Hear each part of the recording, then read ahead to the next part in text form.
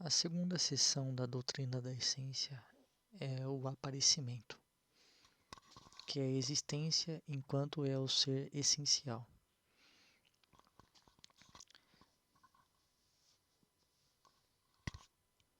A existência por si só, ela é uma essência que se mostra imediata. É a essência que está no objeto, no agora, presente para mim. Porém, o próprio surgimento, ele é algo separado. Posso imaginar a essência parada dentro de si, mas num segundo momento ela se demonstrando. E aqui é feita uma pequena gradação sobre esse aparecimento da essência, que é a existência. A primeira forma seria o ser imediato, sem considerar a sua essência, suas propriedades, suas qualidades. O segundo momento é o da própria existência, que é o tratado aqui, que é o momento em que o ser ele possui uma essência, ele é categorizado na mente do sujeito. E por fim, a objetividade, ou a gente pode até dizer a própria realidade da coisa, que é o ser conceituado, não mais só como essência, mas tendo um conceito, que é um momento mais rico da lógica. E aqui é feita a consideração a respeito do argumento ontológico novamente, que é a prova da existência de Deus a partir do próprio conceito de Deus. Kant rejeita porque para ele a existência ela necessariamente é uma relação mediada com o outro. Então eu não posso provar a existência a partir de um conceito puramente interno. O conceito ele pode levar qualquer coisa dentro dele e nada vai ter a ver com relação ao outro, que é justamente o que a existência precisa ser, a mediação entre dois seres.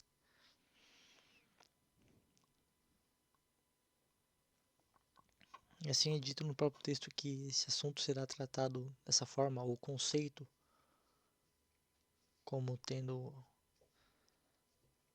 uma substância maior do que a existência num momento mais adiante.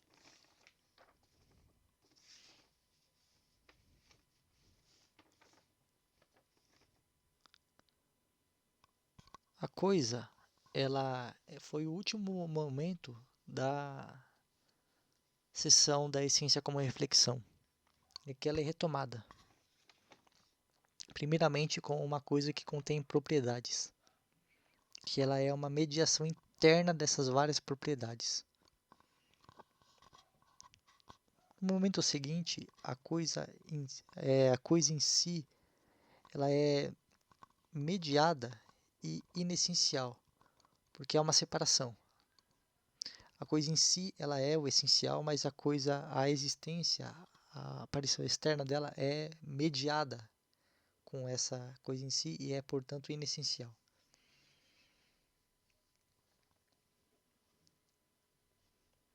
E o momento da propriedade é quando a coisa ela se determina interiormente. Ela não é ela se diferencia da qualidade da doutrina do ser, no sentido de que a qualidade é algo externo à coisa, enquanto que a propriedade é a coisa que se delimita nela mesma. São qualidades internas.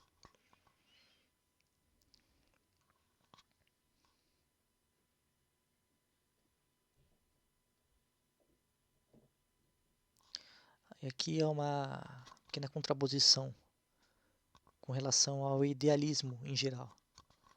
Para o idealismo, a coisa é indeterminada e as propriedades da coisa estão na mente do sujeito cognoscente. Enquanto que aqui é feita a proposição inversa. A coisa em si ela possui propriedades. E o eu só pode acompanhar essas propriedades que existem realmente na coisa. O próximo momento da coisa é a própria interação entre elas. quando a identidade se torna as propriedades. A identidade de cada coisa são suas próprias propriedades. E ela se diferencia das outras e se iguala às outras através dessas próprias propriedades.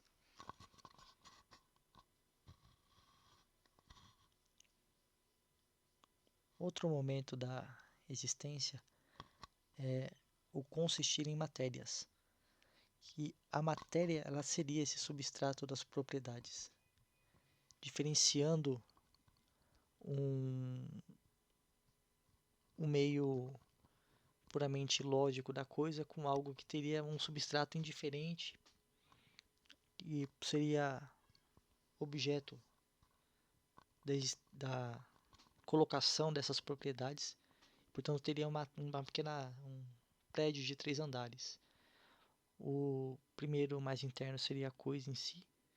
O segundo seria as propriedades que esse objeto possui e em cima a matéria sobre a qual, que é a manifestação, né, ou o solo que essas propriedades elas vão apresentar. Ou melhor, então seria melhor a metáfora de raiz, que o que é mostrado é a matéria. Seria esse substrato que ele aparece e que pode ser comparado e que pode ser inclusive até o mesmo o ponto de mediação da coisa em si com outra coisa em si.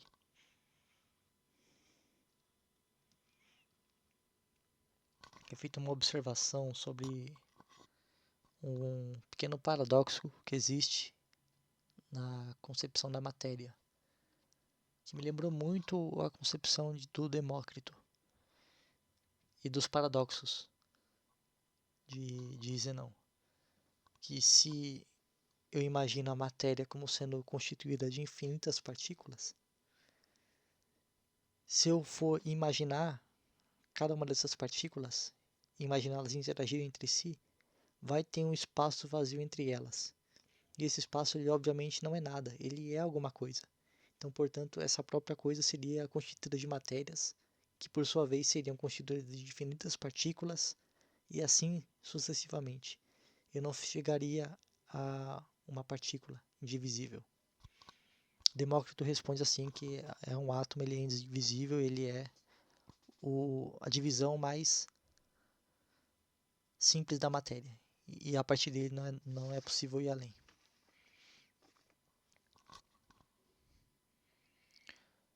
Mas a falha aqui apontada de novo, é não perceber que isso é uma contradição interna do próprio objeto. Eu querer imaginar as partículas é tentar usar a minha percepção comum, corrente, em coisas que não eram feitas para serem vistas assim.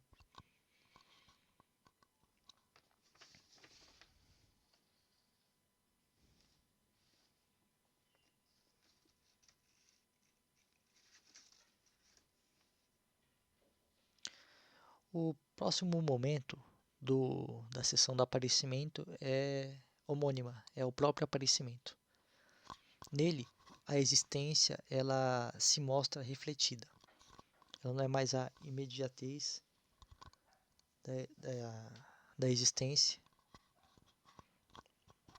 mas ela possui aquele conjunto que era o binômio de Kant do fenômeno e da coisa em si.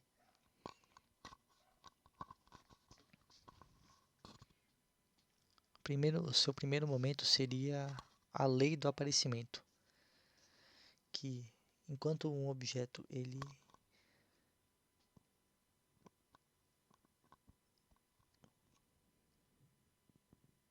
Perdão, eu pulei uma seção importante. Que aquela matéria, aquele substrato das coisas, que é o ponto de choque entre elas, ela oferece a dissolução da coisa, porque se você possui, por um lado, a coisa em si e por outro lado a matéria, as propriedades elas são arranjos completamente acidentais. Então, portanto, é indiferente uma coisa existir ou não existir. Isso é a dissolução da coisa. E agora chegamos no aparecimento, quando o desaparecimento de uma coisa, das propriedades de uma coisa, necessariamente ela se refere ao surgimento de outra. Porque as propriedades elas se recombinam e assim elas dão origem a novos objetos.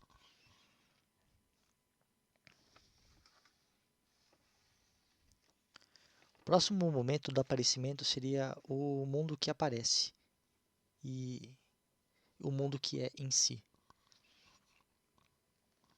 Que essa lei do aparecimento ela pode ser imediata ou não, ela pode não há um nexo de necessidade entre a dissolução de uma coisa e o aparecimento de outra. Por fim, isso é a própria dissolução do aparecimento. É a divisão do mundo. Esse mundo imediato, em que as coisas elas mergulham no vazio e depois surgem, para o mundo das puras existências das coisas em si que permanecerão intocadas em todo esse processo. A última seção do aparecimento é a relação essencial. Que por fim, o que sobra no mundo imediato são as próprias relações. Se uma coisa deixou de existir e outra surgiu, o que pelo menos existe é que houve essa relação entre elas.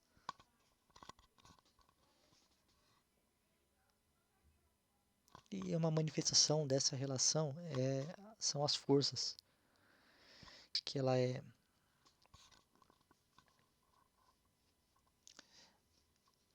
primeiramente, num primeiro momento, é a relação do todo e das partes,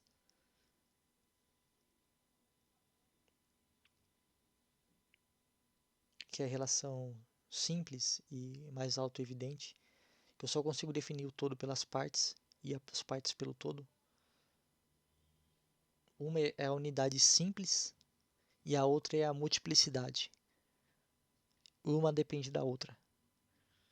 Eu só posso ter um todo se eu tenho as partes, eu só posso ter as partes se eu refiro elas a um todo. Sendo esse jogo interno de união e partes, surge a força como a multiplicidade e a pluralidade de partes unida num só objeto, num todo.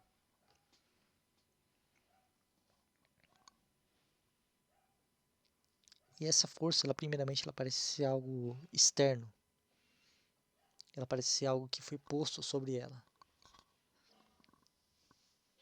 Ainda é frequente, né? A gente pode tentar brincar de definir o que é um todo sem usar com ele a referência sobre o que é uma parte. E por outro lado, tentar explicar o que é uma parte sem usar o conceito de todo. Portanto, essa unidade, a força, seria algo externo. Porém, a força ela é posta como algo fundamental quando há o embate. Uma força solicita, a força de um objeto solicita a força do outro. E todo esse movimento aqui me lembrou bastante o momento do entendimento da consciência lá na fenomenologia do espírito. É como se fosse... Eu acho que é um exemplo bem prático de como Hegel enxergava a fenomenologia como um processo da consciência e aqui o puro desenrolar das formas lógicas.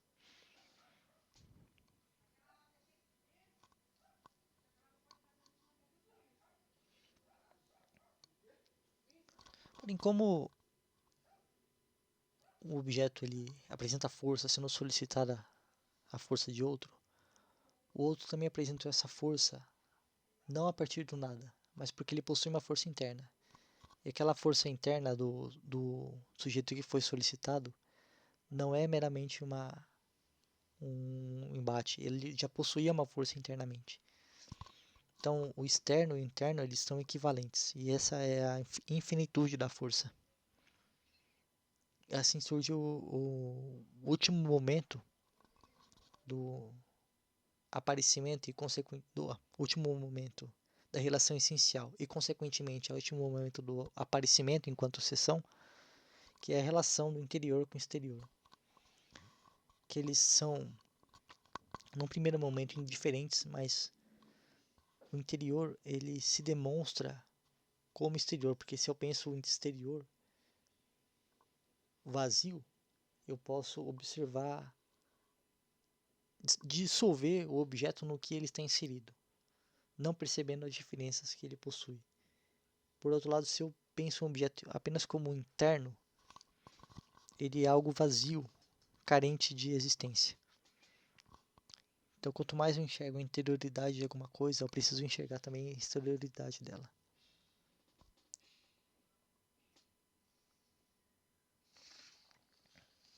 E aqui tem um trecho que revela muito a concepção hegeliana do mundo. E como que confessa a acusação que é feita a ele de panteísmo. Então eu vou fazer uma breve citação do texto.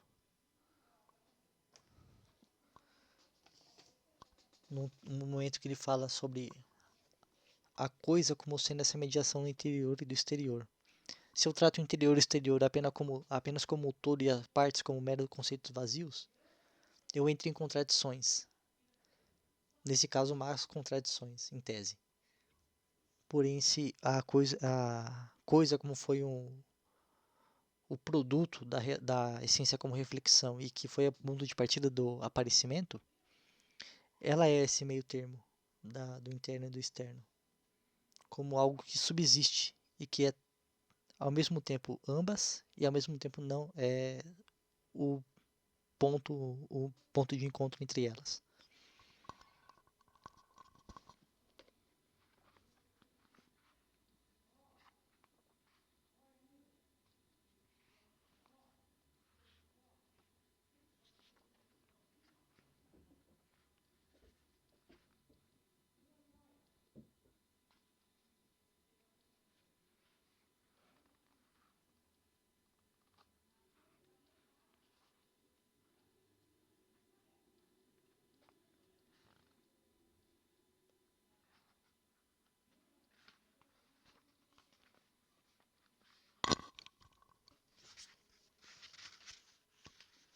A citação de Hegel seria a seguinte: assim, em seu conceito imediato, também Deus não é espírito. O espírito não é o imediato, contraposto à mediação, mas antes a essência que põe eternamente sua imediatidade, e a partir dela retorna eternamente para dentro de si. Imediatamente, portanto, Deus é apenas a natureza, ou seja, a natureza é apenas o Deus interior, não o Deus efetivo como espírito, e por conseguinte, não é o Deus verídico. Ou seja, no pensar, como no primeiro pensar, Deus é apenas o ser puro, ou também a essência, o absoluto abstrato, mas não Deus como espírito absoluto, como aquele que unicamente é a natureza verídica de Deus. Foi um pequeno trecho em que ele basicamente resumiu a concepção dele, dessa lógica interna da natureza, que é a exteriorização necessária do divino, e do espírito, que é esse retorno a si, primeiro nos indivíduos, depois nas coletividades e por fim no reconhecimento absoluto.